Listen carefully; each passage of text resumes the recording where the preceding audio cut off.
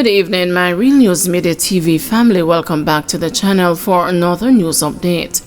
And in the news this evening, bus driver killed in Fonthill crash identified.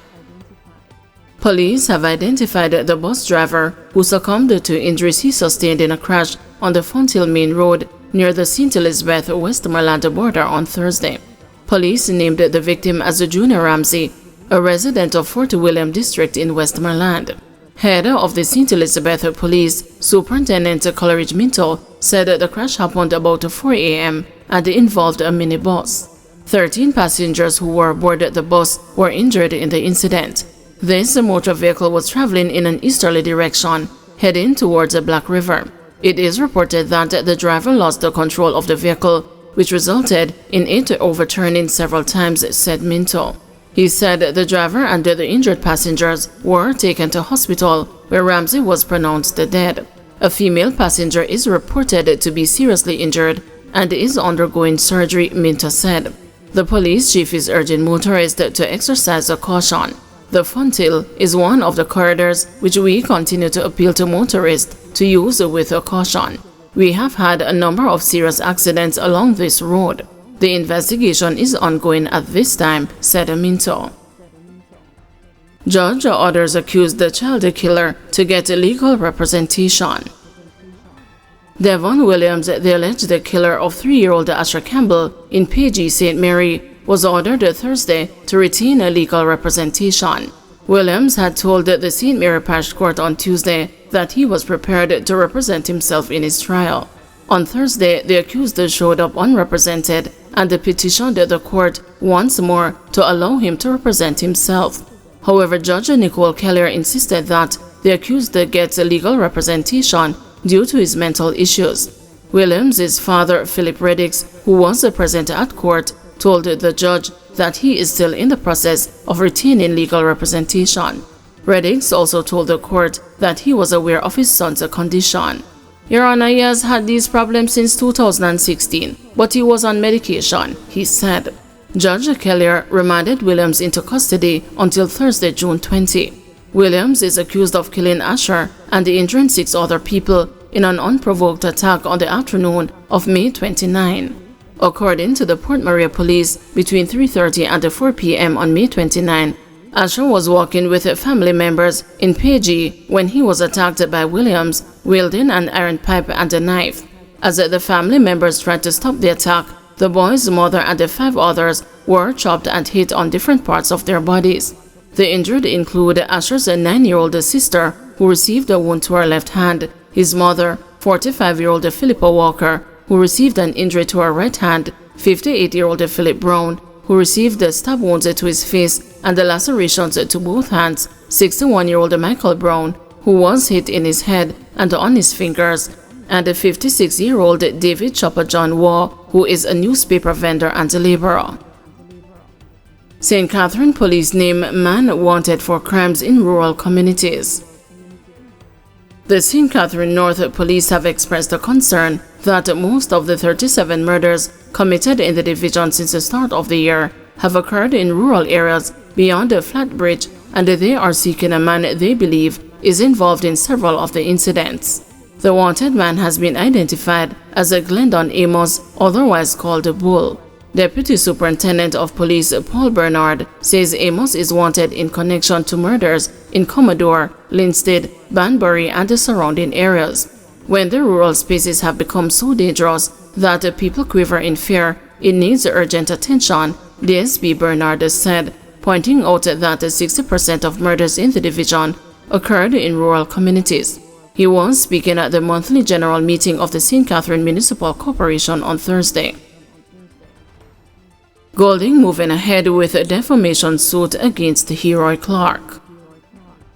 Opposition leader Mark Golding says he has instructed his lawyers to proceed with filing a lawsuit against the Deputy Speaker of the House of Representatives, Heroy Clark, for comments he reportedly made about Golding's relationship with his wife Sandra. The comments are said to have been made in a WhatsApp group which had approximately 300 members. In a June 7 letter to Clark, Golding's attorneys from the law firm Hart Muirhead Fatah made several demands they wanted met by Monday.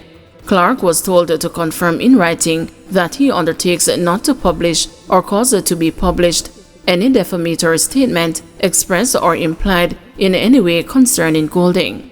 Further, he was told to agree to provide a full and unreserved written apology to Golding in a newspaper of island-wide circulation in Jamaica in form and substance and with a prominence acceptable to the People's National Party president. Clark, the Member of Parliament for St. James's Central, was also told to agree to enter into discussions with Golding's attorneys as to the terms of a settlement of the claim against him for damages for defamation. The lawyers had said if Clark failed to meet the demands, we hold the instructions to bring proceedings against you in court for appropriate remedies, including damages, injunctive relief, and the costs. The news has not seen a public retraction from Clark. Efforts by the news to get a comment from Clark were unsuccessful. In a post on social media site X on Thursday, Golding said, "My lawyers have been instructed to proceed with a filing suit against Heroy Clark for defamation. Justice will be done." According to Golding's attorneys, the comments were reportedly made by Clark on June 6. The lawyers said the comments comprised utterly false statements as to the age of Golding's wife and the origin of their relationship.